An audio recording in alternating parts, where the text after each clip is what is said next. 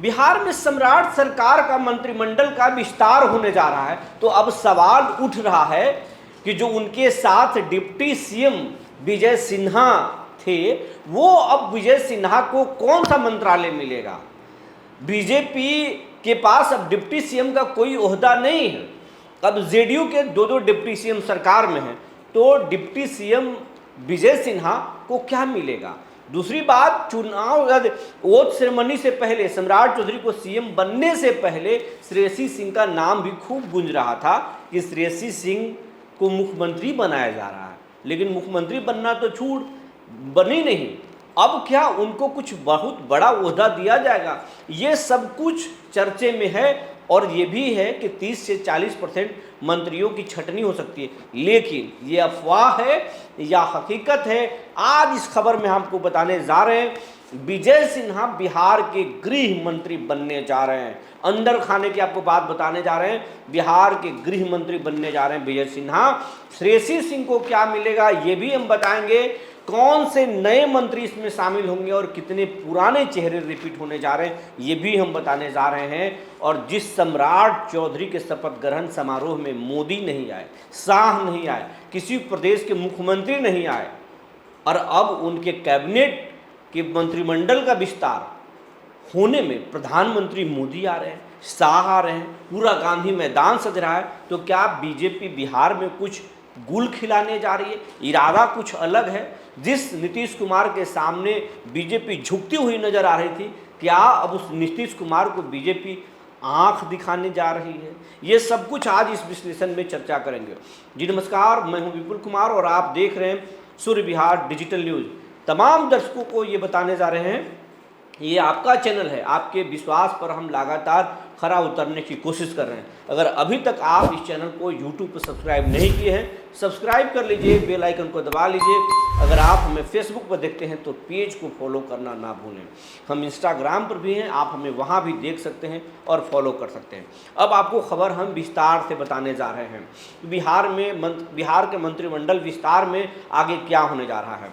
आपको हम मंत्रिमंडल विस्तार से पहले इस सरकार से पहले की बात आपको बताने जा रहे हैं। जब नीतीश कुमार 2025 में जीत कर आए तो बिहार में पहली बार गृह मंत्रालय बीजेपी के पास गया, गृह मंत्री सम्राट चौधरी बने, यानी सरकार में नंबर 2 के पोजीशन पर सम्राट चौधरी आ गए। दूसरे डिप्टी सीएम बीजेपी के थे जिनके पास महत्वपूर्ण विभाग था विजय सिन्हा, लेकिन जब सम्राट चौधरी सीएम बने तब डिप्टी सीएम का दोनों पद जेडीयू के पास चला गया। विजय सिन्हा जो है वो डिप्टी सीएम नहीं बन पाए और अभी मात्र 3 मंत्री हैं, सीएम सम्राट चौधरी और 2 डिप्टी उनके विजय चौधरी और विजेंद्र यादव, दोनों जेडीयू से हैं। और कहा जा रहा है कि बीजेपी बिहार में जो सीएम का चेहरा पहली बार जो सीएम बनाने जा रही थी, पर्ची खुलना था, लेकिन इस बात की जानकारी नीतीश कुमार को हो गई। नीतीश कुमार ने दबाव दिया कि जब तक आप सीएम का चेहरा घोषित नहीं करेंगे हम इस्तीफा नहीं देंगे,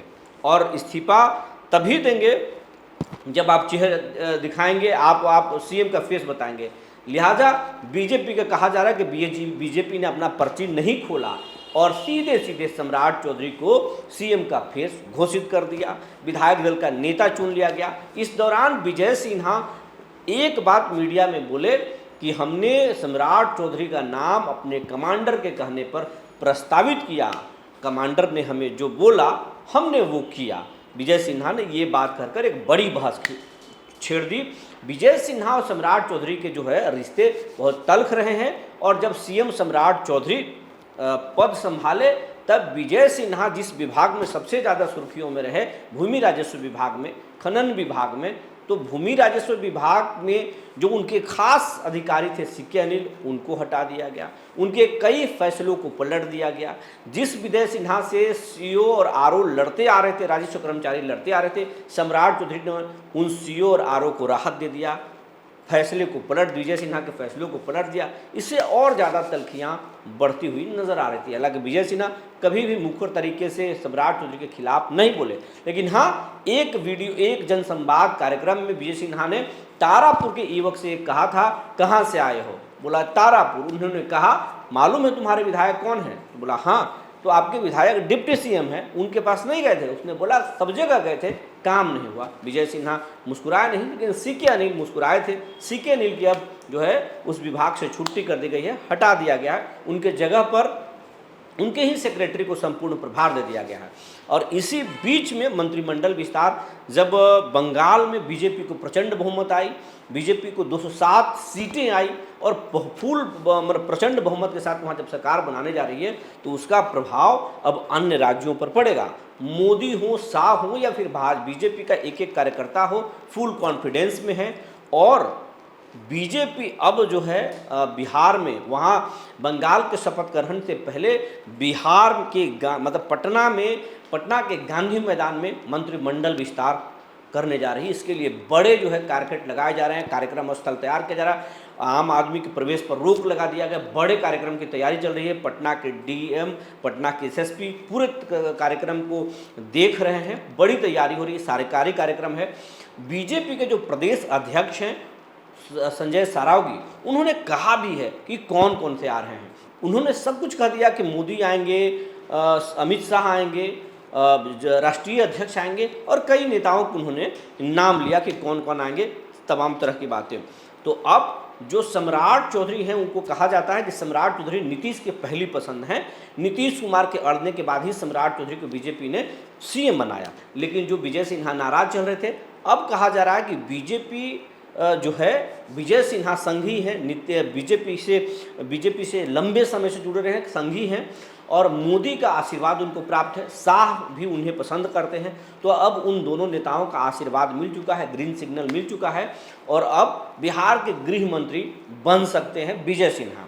और दिखाने की बीजेपी कोशिश करेगी कि अब हम अपने ताकत से, अपने हिसाब से सरकार चलाएंगे। तो गृह मंत्री विजय सिन्हा बन सकते। श्रेयसी सिंह गृह मंत्री नहीं बनेगी, कोई बड़ा ओहदा, मंत्रालय उनको अच्छा मिलेगा, ये माना जा रहा है। और सभी पुराने जो मंत्री हैं वो मंत्री बनाए जा सकते हैं। नए मंत्री में नीरज कुमार बबलू की बातें हो रही थी, लेकिन शायद जो हमको जानकारी है आज तक कि उन्हें शामिल नहीं किया जा रहा है। हालांकि ये हम नहीं कह सकते, जानकारी जो सोर्सेस कर रहे हैं। लेकिन नीतीश जगन्नाथ मिश्रा के बेटे, जो पूर्व मुख्यमंत्री जो बिहार के थे, उनके बेटे नीतीश मिश्रा जो बीजेपी में, उनको मंत्रालय में शामिल किया जा रहा है। जो जानकारी हमारे पास है कि उनको शामिल किया जा रहा है, और लगभग अधिकांश चेहरे को रिपीट किया जा रहा है। जेडीयू अपने हिसाब से मंत्री तय करेगा, जेडीयू का लिस्ट फाइनल है। लोजपा रामविलास में 2 मंत्री बनाए जाएंगे। एक पहले से संजय सिंह थे, लेकिन अब जो है 2 मंत्री। संजय सिंह के बारे में चर्चाएं हैं कि उन्हें बदला भी जा सकता है या फिर रह भी सकते हैं। और एक जो मंत्री नए होंगे, वो कहा जा रहा है कि या तो औरंगाबाद के ओबरा से जो आते हैं, ओबरा के जो विधायक हैं डॉक्टर प्रकाश चंद्रा को बनाया जा सकता है, क्योंकि सामाजिक छवि है, समाजसेवी है वो डॉक्टर प्रकाश चंद्रा। चिराग पासवान से भी करीबी उनके रिश्ते हैं, पार्टी को आगे बढ़ाने की क्षमता रखते हैं। उनके जो बहनोई जमुई के जो सांसद हैं अरुण भारती, वो भी उन्हें पसंद करते हैं।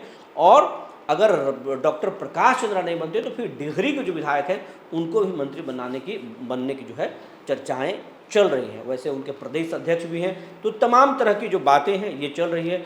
हम से संतोष सुमन बनेंगे। और फिर आरएलएम से बहुत चर्चाएं हैं कि उपेंद्र कुशवाहा अपने बेटे को ही मंत्री बनाते हैं। बीजेपी के एमएलसी के नीतीश कुमार की खाली सीट उनके लिए छोड़ा जाएगा तो बेटे को बनाते हैं, या फिर बागी विधायकों को बनाते हैं, ये देखने वाली बात होगी। लेकिन आरएलएम पे सबकी नज़रें टिकी हुई है। अशोक चौधरी जो नीतीश कुमार के खास कहे जाते हैं, अशोक चौधरी इस बार कौन से मंत्री मिलेंगे, उनको कौन सा विभाग मिलेगा, ये देखने वाली बात होगी। तरह तरह की चर्चाएं हैं। उन सभी चर्चाओं पर हमारी बारीक नज़र बनी हुई है। जो भी अपडेट आएंगे हम आपको बताएंगे। तब तक के लिए धन्यवाद।